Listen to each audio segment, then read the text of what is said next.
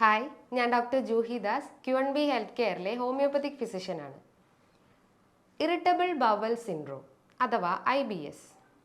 ഇന്ന് പേഷ്യൻസ് വന്നിട്ട് പറയുന്ന ഒരു ബുദ്ധിമുട്ടാണ് വയറിന് വേദന വരിക, അടിവയറ്റിൽ നിന്നൊക്കെ വേദന വരിക, വയറ് വീർക്കുക, അല്ലെങ്കിൽ ടോയ്ലറ്റ് ഫുഡ് കഴിച്ചാൽ ഉടനെ തന്നെ ടോയ്ലറ്റിൽ പോകാൻ തോന്നുക, അല്ലെങ്കിൽ ടോയ്ലറ്റിൽ പോകാൻ പറ്റാത്തൊരവസ്ഥ വരിക. ഇത്തരം ലക്ഷണങ്ങൾ ഉണ്ടെങ്കിൽ അത് IBSൻ്റെ ലക്ഷണങ്ങളാണ്. അപ്പോൾ എല്ലാവരും ഇത് നിസ്സാരമായിട്ടാണ് കാണുന്നത്. അതായത് തുടക്കത്തിൽ ഇങ്ങനത്തെ ഒരു സിംറ്റംസ് കണ്ടു കഴിഞ്ഞാൽ എല്ലാവരും നിസ്സാരമായിട്ടാണ് കാണുന്നത്. അതായത് ഒരു നോർമൽ പ്രോസസ്സ് എന്നാണ് ഉദ്ദേശിക്കുന്നത്. പക്ഷേ ഇതൊരു നിസ്സാരമായി കാണരുത്.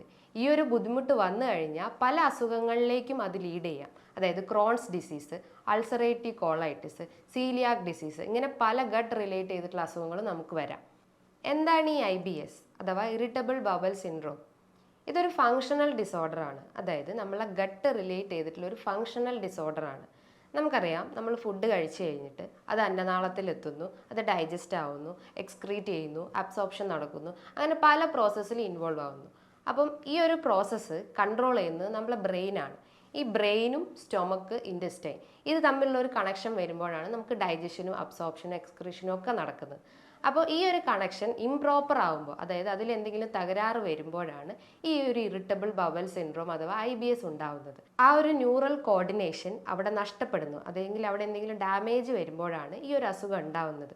അതായത് ആ ന്യൂറൽ കോർഡിനേഷൻ ആ ഒരു ഡൈജഷനെ ചിലപ്പം ദഹനത്തെ അധികമായേക്കാം. അങ്ങനെയാണ് നമുക്ക് ഡയേറിയ പോലത്തെ അസുഖങ്ങൾ, വയറിളകുന്ന അസുഖം വരുന്നത്. ഇനി ആ ഒരു ഡൈജഷൻ ഇല്ലാത്തൊരവസ്ഥ, അതായത് പ്രോപ്പറായിട്ട് ദഹനം നടക്കാത്തൊരവസ്ഥയാണെങ്കിൽ കോൺസ്റ്റിപ്പേഷൻ അഥവാ മലബന്ധം പോലത്തെ ബുദ്ധിമുട്ടുകൾ വരുന്നുണ്ട്. ഈ ഒരു IBS എന്നൊരു അസുഖം നിലവിൽ 6 മുതൽ 7 കോടിയോളം വരെ ആളുകളെ ബാധിച്ചിട്ടുണ്ട്. അപ്പോൾ ഈ ഒരു IBS എന്ന് പറഞ്ഞ അസുഖത്തിന് പല കാരണങ്ങളും ഉണ്ടാവും. പ്രധാനമായിട്ടും 2 കാരണങ്ങളാണ് ഇതിൽ ഉൾപ്പെട്ടിട്ടുള്ളത്: മെൻ്റൽ കോസും ഫിസിക്കൽ കോസും. മെൻ്റൽ കോസ് എന്ന് ഉദ്ദേശിക്കുന്നത് നമ്മളെ മൈൻഡ് റിലേറ്റ് ചെയ്തിട്ട്, അതായത് മനസ്സ് റിലേറ്റ് ചെയ്തിട്ട് എന്തെങ്കിലും ബുദ്ധിമുട്ടുണ്ടെങ്കിൽ, അതായത് നമുക്ക് അമിതമായിട്ടുള്ള ടെൻഷൻ, അമിതമായിട്ടുള്ള സ്ട്രെസ്സ്, അങ്ങനെ എന്തെങ്കിലും ബുദ്ധിമുട്ടുണ്ടെങ്കിൽ ഈ ഒരു IBSലേക്ക് ലീഡ് ചെയ്യാനുള്ളൊരു ചാൻസ് ഉണ്ട്.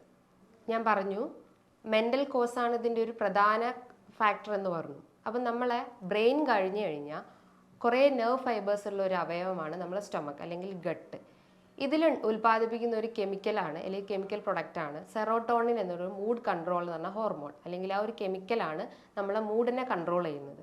അപ്പോൾ നമുക്ക് ഗട്ട് റിലേറ്റ് ചെയ്തിട്ട് എന്തെങ്കിലും ബുദ്ധിമുട്ടുണ്ടെങ്കിൽ നമ്മളെ മൂഡ് ആകെ അൺസ്റ്റേബിൾ ആവും, അതായത് മൂഡ് സ്വിങ്സ് വരാം.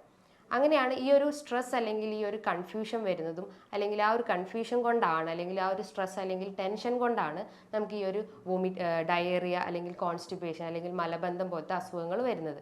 അപ്പോൾ നമ്മൾ ഈ ഒരു സ്ട്രെസ് അല്ലെങ്കിൽ ആ ഒരു ടെൻഷനെ കഴിവതും കൺട്രോൾ ചെയ്യാൻ നോക്കുക. അങ്ങനെയെങ്കിൽ നമ്മൾ ആ ഒരു ഗട്ടും അല്ലെങ്കിൽ ആ ഒരു മൈൻഡും കറക്റ്റ് കോർഡിനേഷൻ വരുള്ളൂ.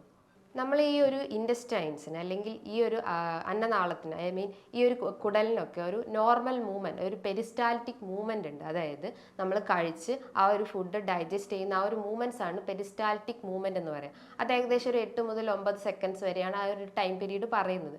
അപ്പോൾ ആ ഒരു പെരിസ്റ്റാൽറ്റിക്, ആ ഒരു വേവ് ലൈക്ക് മൂവ്മെൻറ്റ് അധികമാവുമ്പോൾ, ആ ഒരു ഗട്ടിൻ്റെ അകത്ത് ആ ഒരു മൂവ്മെൻറ്റ്സ് അധികമാവുമ്പോഴും അല്ലെങ്കിൽ അത് കുറയുമ്പോഴാണ് നമുക്ക് ഈ ഒരു സിംറ്റംസ് ഒക്കെ ഡെവലപ്പ് ചെയ്യുന്നത്. പ്രധാനമായിട്ടും ഞാൻ സിംറ്റംസ് പറഞ്ഞു, കോൺസ്റ്റിപ്പേഷൻ അല്ലെങ്കിൽ ഡയേറിയ പോലത്തെ സിംറ്റംസ് ഉണ്ടാവാം.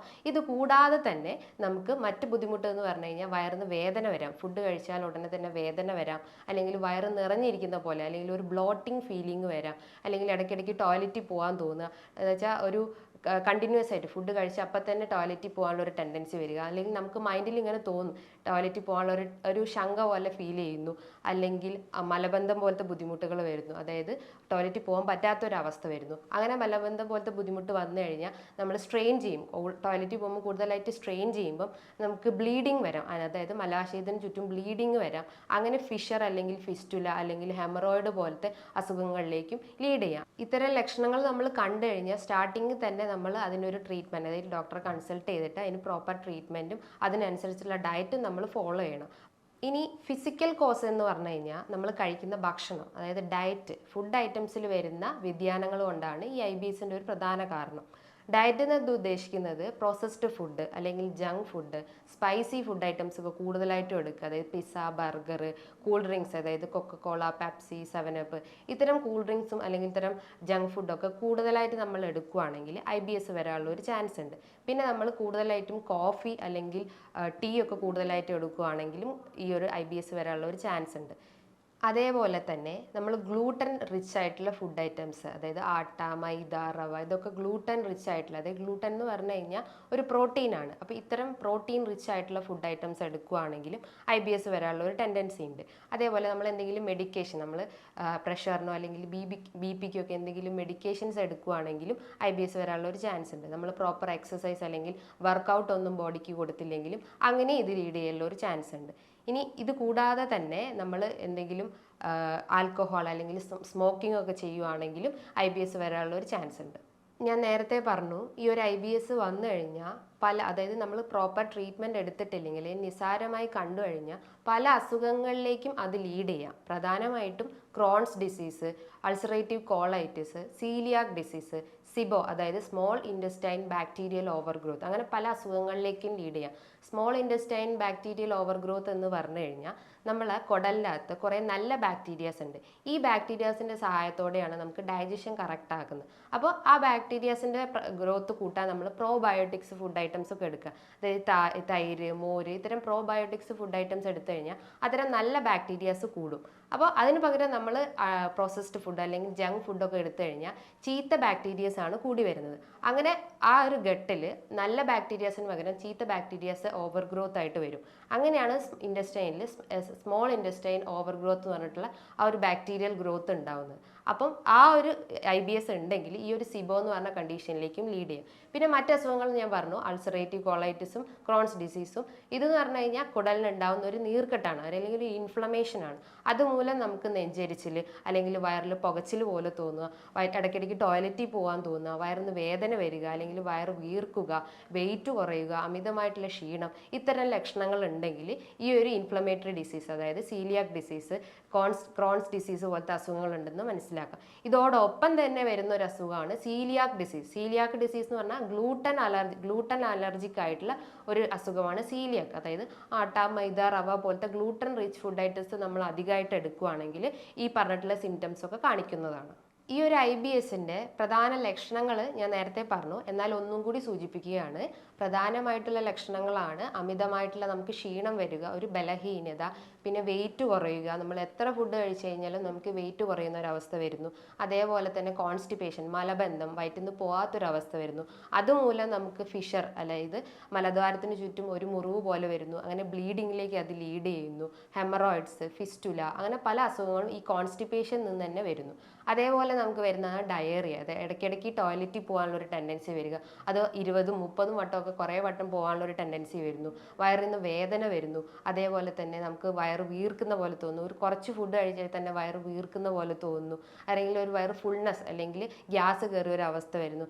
ഇത്തരം ലക്ഷണങ്ങൾ ഉണ്ടെങ്കിൽ ഇതൊരു IBSൻ്റെ ലക്ഷണമാണെന്ന് നമുക്ക് മനസ്സിലാക്കാം. അപ്പോൾ ഇത്തരം ലക്ഷണങ്ങൾ ഉണ്ടെങ്കിൽ നമ്മൾ ഒരിക്കലും ഇത് നിസ്സാരമായി കാണരുത്. എത്രയും പെട്ടെന്ന് തന്നെ ഒരു ഡോക്ടറെ കാണിക്കണം. എന്നിട്ട് അതിനനുസരിച്ചുള്ള മെഡിസിൻസ് എടുക്കണം. അതേപോലെ ഈ IBS ചില ഫുഡ് അലർജിക്ക്, അതായത് എന്തെങ്കിലും ഫുഡിനോട് അലർജി ഉള്ള ആളുകൾക്കും IBS വരാം. അപ്പോൾ അത്തരം ആളുകൾ നമ്മൾ ബ്ലഡ് ടെസ്റ്റ് ചെയ്ത് കഴിഞ്ഞാൽ IgE, അതായത് അലർജി ടെസ്റ്റാണ്. ഈ IgE ടെസ്റ്റ് ചെയ്ത് കഴിഞ്ഞാൽ നമുക്ക് എന്തെങ്കിലും ബോഡി അലർജിക് ആണോ എന്ന് മനസ്സിലാക്കാം. ഈ IBSന് നോർമലി ടെസ്റ്റുകളൊന്നും ഇല്ല, അതായത് ഒരു ഡയഗ്നോസ് ചെയ്യുന്ന ടെസ്റ്റുകളില്ല. നമുക്ക് വേണമെങ്കിൽ ഒരു CT, MRI ഒക്കെ എടുത്തു കഴിഞ്ഞാൽ അല്ലെങ്കിൽ ഒരു USG എടുത്തു കഴിഞ്ഞാൽ മറ്റെന്തെങ്കിലും അൾസർ ഉണ്ടോ അല്ലെങ്കിൽ വേറെ എന്തെങ്കിലും ബുദ്ധിമുട്ടുണ്ടോ എന്ന് മനസ്സിലാക്കാം. യൂഷ്വലി ഈ ഒരു IBSന് നമുക്ക് ബ്ലഡ് ടെസ്റ്റോ അല്ലെങ്കിൽ മറ്റ് സ്കാനിങ്ങോ ഒന്നും ചെയ്യേണ്ട ആവശ്യമില്ല. കാരണം അതിലൂടെ ഒന്നും നമുക്ക് മനസ്സിലാക്കാൻ സാധിക്കുന്നതല്ല. ബിക്കോസ് ഇതൊരു മൈൻഡ് റിലേറ്റ് ചെയ്തിട്ടുള്ള, അതായത് മെയിൻ കോസ് ഞാൻ നേരത്തെ പറഞ്ഞു ഒരു മെൻ്റൽ കോസാണെന്ന് പറഞ്ഞു. 80% നമ്മളെ മൈൻഡ് റിലേറ്റ് ചെയ്തിട്ടുള്ള ബുദ്ധിമുട്ടാണ് ഇത് വന്നിട്ടുള്ളത്. അപ്പോൾ അതുകൊണ്ടാണ് ഈ ഒരു IBS വരുന്നത്. അപ്പം ഈ ഒരു ടെസ്റ്റിലൂടെ ഒന്നും നമുക്ക് അതിൻ്റെ ഒരു എന്താണ് അതിൻ്റെ ഇൻറ്റൻസിറ്റി എന്താണെന്ന് മനസ്സിലാക്കാൻ സാധിക്കില്ല. ഒരു ടെസ്റ്റ് ചെയ്ത് കഴിഞ്ഞാൽ മറ്റെന്തെങ്കിലും അൾസറോ അല്ലെങ്കിൽ വേറെ എന്തെങ്കിലും ഫിഷറോ അല്ലെങ്കിൽ വേറെ എന്തെങ്കിലും പോളിപ്പോ അങ്ങനെ എന്തെങ്കിലും ബുദ്ധിമുട്ടുണ്ടെങ്കിൽ ആ ഒരു ടെസ്റ്റിലൂടെ അങ്ങനെ മനസ്സിലാക്കാൻ പറ്റും. അതായത് നമുക്ക് വയറിൻ്റെ എന്തെങ്കിലും സ്കാനിങ്ങോ അല്ലെങ്കിൽ MRI ഒക്കെ എടുത്തു കഴിഞ്ഞാൽ വേറെ എന്തെങ്കിലും ബുദ്ധിമുട്ടുണ്ടോ എന്ന് അറിയാൻ പറ്റും. ഈ ഒരു IBSന് എന്തൊക്കെയാണ് ഡയറ്ററി മാനേജ്മെൻറ്റ് എന്ന് നോക്കാം. നമ്മൾ ഒഴിവാക്കേണ്ട കാര്യങ്ങൾ ഞാൻ നേരത്തെ പറഞ്ഞു. സ്പൈസി ഫുഡ്, അല്ലെങ്കിൽ ജങ്ക് ഫുഡ്, പ്രോസസ്ഡ് ഫുഡ്, അതായത് പിസ്സ, ബർഗർ, അല്ലെങ്കിൽ എന്തെങ്കിലും ഫാസ്റ്റ് ഫുഡ് ഐറ്റംസ് ഉള്ള ബിരിയാണി, അല്ലെങ്കിൽ സോഫ്റ്റ് ഡ്രിങ്ക്സ് ആയിട്ടുള്ള Coca Cola, Pepsi, 7up, cool drinks ഒക്കെ ഉണ്ടെങ്കിൽ അത് ഒഴിവാക്കാൻ നോക്കുക. അതേപോലെ തന്നെ നമ്മൾ ഓവർ മസാലാസ് ചേർക്കുന്ന ഫുഡ്സ് ഉണ്ടെങ്കിൽ അത് ഒഴിവാക്കിയിട്ട് മസാലയൊക്കെ കുറച്ചിട്ട് നോർമൽ രീതിയിൽ കുക്ക് ചെയ്ത് കൊണ്ടുവരാൻ നോക്കുക. അതേപോലെ നമ്മൾ ഒഴിവാക്കേണ്ടതാണ് ഓട്സ്, അല്ലെങ്കിൽ കാബേജ്, ബ്രോക്കോളി ഒക്കെ ഉണ്ടെങ്കിൽ അത് ഒഴിവാക്കിയിട്ട് പകരം വേറെ വെജിറ്റബിൾസ് ഇൻക്ലൂഡ് ചെയ്യാം. ക്യാരറ്റ്, ബീട്രൂട്ട് ഒക്കെ ഇൻക്ലൂഡ് ചെയ്യാൻ നോക്കുക. അതേപോലെ പ്രോബയോട്ടിക്സ് ഫുഡ് ഐറ്റംസ് ഉണ്ടെങ്കിൽ അത് കൂടുതലായിട്ട് ഉൾപ്പെടുത്താൻ നോക്കുക. അതായത് തൈര്, മോര്, യോഗേർട്ട് ഒക്കെ ഉണ്ടെങ്കിൽ അത് ഉൾപ്പെടുത്താൻ നോക്കുക. അതേപോലെ പ്രധാനമായിട്ട് ഒഴിവാക്കേണ്ട ഒന്നാണ് ചായയും കാപ്പിയും. അതായത് ചായയും കാപ്പിയും കൂടുതലായിട്ട് എടുക്കുന്ന, അതായത് വെറും വയറ്റിലൊക്കെ ചായയും കാപ്പിയും കൂടുതലായിട്ട് എടുക്കുന്ന ആളുകളാണെങ്കിൽ പകരം വെറും വയറ്റിൽ ഒരു ഗ്ലാസ് വെള്ളം കുടിക്കുക. അപ്പം നമ്മളെ ഡൈജഷൻ കുറച്ചുകൂടി കറക്റ്റ് ആവുകയും ടോക്സിൻസ് ഒക്കെ റിമൂവ് ചെയ്ത് നമ്മളെ ഹെൽത്തി ആക്കാൻ ശ്രമിക്കും. അതേപോലെ നമ്മൾ ഒഴിവാക്കേണ്ട ഒരു ഭക്ഷണമാണ് ക്രൂസിഫറസ് വെജിറ്റബിൾസ് ഉണ്ടെങ്കിൽ, ക്യാബേജ് ഐറ്റംസ് ഉണ്ടെങ്കിൽ അത് ഒഴിവാക്കാൻ നോക്കുക. അതേപോലെ ഗ്ലൂട്ടൺ റിച്ച് ആയിട്ടുള്ള ആട്ട, മൈദ, റവ, അല്ലെങ്കിൽ മറ്റ് വീറ്റ് ഐറ്റംസ് ഒക്കെ ഉണ്ടെങ്കിൽ, ബ്രെഡ്, അതൊക്കെ ഉണ്ടെങ്കിൽ ഒഴിവാക്കാൻ നോക്കുക. പകരം നമ്മൾ പ്രോട്ടീൻ റിച്ച് ആയിട്ടുള്ള ഫുഡ് ഐറ്റംസ് എടുക്കുക. നിങ്ങൾ ഫിഷ് നന്നായി കഴിക്കുക. ഫിഷിൻ്റെ അകത്ത് കൂടുതലായിട്ട് omega-3 ഫാറ്റി ആസിഡ്സ് ഉണ്ട്. അതേപോലെ ചിക്കൻ്റെ അകത്ത് ഒഴിവാക്കേണ്ടതാണ് red meat, pork, beef, mutton, അതൊക്കെ ഉണ്ടെങ്കിൽ ഒഴിവാക്കാൻ നോക്കുക. അതേപോലെ തന്നെ 2-3 കോഴിമുട്ട കഴിക്കുന്നതുകൊണ്ടും കുഴപ്പമില്ല. അതൊരു പ്രോട്ടീൻ റിച്ച് ആയിട്ടുള്ള ഫുഡാണ്. അത് ഡെയിലി കഴിക്കുന്നതുകൊണ്ടും കുഴപ്പമൊന്നുമില്ല. ഇതൊക്കെയാണ് ഡയറ്ററി പാറ്റേൺസ്. ഇനി ഇതോടൊപ്പം തന്നെ നമ്മളൊരു വർക്കൗട്ട് അല്ലെങ്കിൽ യോഗ, മെഡിറ്റേഷൻസ് ഒക്കെ മെയിൻറ്റെയിൻ ചെയ്യുക. യോഗ, മെഡിറ്റേഷൻ എന്ന് പറയുമ്പോൾ ബ്രീത്തിങ് എക്സസൈസ് ചെയ്യുക. അതൊരു 5 to 10 minutes ഒക്കെ ബ്രീത്തിങ് എക്സസൈസ് ഒക്കെ ചെയ്യുക. അപ്പോൾ നമ്മളെ ആ ഒരു മെൻ്റൽ ടെൻഷൻ അല്ലെങ്കിൽ സ്ട്രെസ്സ് കഴിവതും കുറയ്ക്കാൻ പറ്റുന്നതാണ്. ഇത്തരം ഡയറ്ററി പാറ്റേൺസും അല്ലെങ്കിൽ മെഡിറ്റേഷൻസ് അല്ലെങ്കിൽ എക്സസൈസ് ഒക്കെ പ്രോപ്പറായിട്ട് ഫോളോ ചെയ്യാൻ ശ്രമിക്കുക. ഇതൊക്കെ പ്രോപ്പറായിട്ട് ഫോളോ ചെയ്ത് കഴിഞ്ഞാൽ നമുക്ക് ഈ ഒരു IBSനെ തടഞ്ഞു നിർത്താവുന്നതാണ്. ബിക്കോസ് അതൊരു ഗട്ട് അല്ലെങ്കിൽ മൈൻഡ് റിലേറ്റ് ചെയ്തിട്ടുള്ള, പ്രധാനമായിട്ടും മൈൻഡ് റിലേറ്റ് ചെയ്തിട്ടുള്ള അസുഖമാണ്, ഞാൻ നേരത്തെ പറഞ്ഞു. അപ്പോൾ ഈ ഒരു മെഡിറ്റേഷൻ അല്ലെങ്കിൽ ഡയറ്റൊക്കെ കൂടുതലായിട്ട് ഫോളോ ചെയ്ത് കഴിഞ്ഞാൽ ഈ ഒരു അസുഖത്തിനെ നമുക്ക് പൂർണ്ണമായിട്ടും മാറ്റിയെടുക്കാൻ പറ്റുന്നതാണ്. ഇതുമായി ബന്ധപ്പെട്ട് എന്തെങ്കിലും സംശയങ്ങൾ ഉണ്ടെങ്കിൽ താഴെ കാണുന്ന നമ്പറിൽ കോൺടാക്റ്റ് ചെയ്യാവുന്നതാണ്. ഇനിയും മറ്റൊരു വീഡിയോയുമായി വീണ്ടും കാണാം. താങ്ക്